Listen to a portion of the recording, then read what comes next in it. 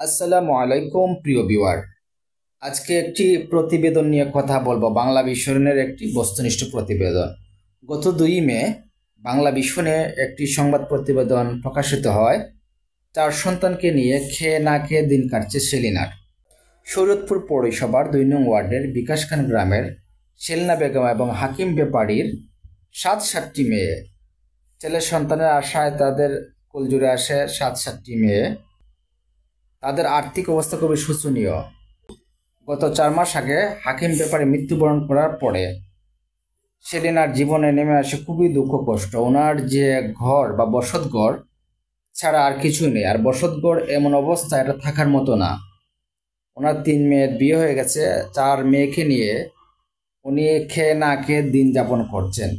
পাড়া প্রতিবেশী যারা আছেন তাদের মাধ্যমে উনি মোটামুটি বেঁচে আছেন।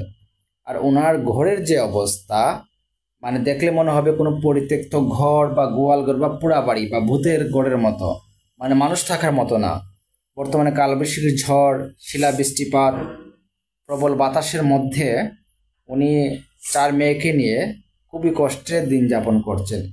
এই প্রতিবেদনটি যারা দেখেছেন, দেশে কিংবা দেশের বাইরে সবারই খুবই কষ্ট লেগেছে। অনেকে সাহায্য সহায়তা করার জন্য কমেন্ট করেছেন, অনেকে সাংবাদিক ভাইকে খুবই বাহবা দিয়েছেন এরকম প্রতিবেদন, সুন্দর প্রতিবেদন, বস্তুনিষ্ঠ সংবাদ প্রকাশ করার জন্য।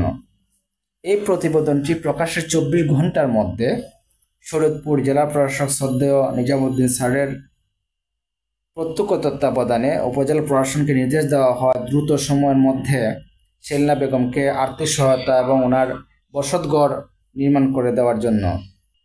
উপজেলা প্রশাসন তারপর ওনাকে আর্থিক সহায়তা, শুকনো খাবারের ব্যবস্থা এবং ঘর নির্মাণের বরাদ্দের কথা জানান। কথা শুনে সেলিনা বেগমের চোখ ছলছল করে ওঠে। তার জন্য বাংলা ভিশন প্রশংসার দাবিদার। সেজন্য আমি বাংলা ভিশনকে ধন্যবাদ জ্ঞাপন করছি একটি সুন্দর বস্তুনিষ্ঠ একটি সংবাদ প্রতিবেদন প্রকাশ করার জন্য।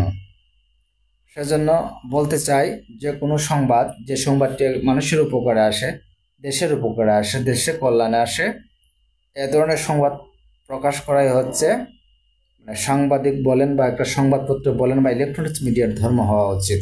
আমরা অনেক সময় বলি যে হলুদ সাংবাদিকতা আর বস্তুনিষ্ঠ সাংবাদিকতার পার্থক্য আছে। দেশ এবং জনগণের যে উপকার হয় এ ধরনের সংবাদ প্রচার হলে আশা করা যাচ্ছে যে কোনো বিষয়ই আমরা মোকাবেলা করতে সক্ষম হব। বস্তুনিষ্ঠ সংবাদ মানুষ শুনতে জানতে চায়। বাংলা ভিশন যে সংবাদটা প্রকাশ করে দেখিয়েছে, আশা করি এ ধরনের বস্তুনিষ্ঠ সংবাদ কারো ভাগ্যেরও উন্নতি হতে পারে। সেই শুভকামনায় শেষ করলাম। আল্লাহ হাফেজ।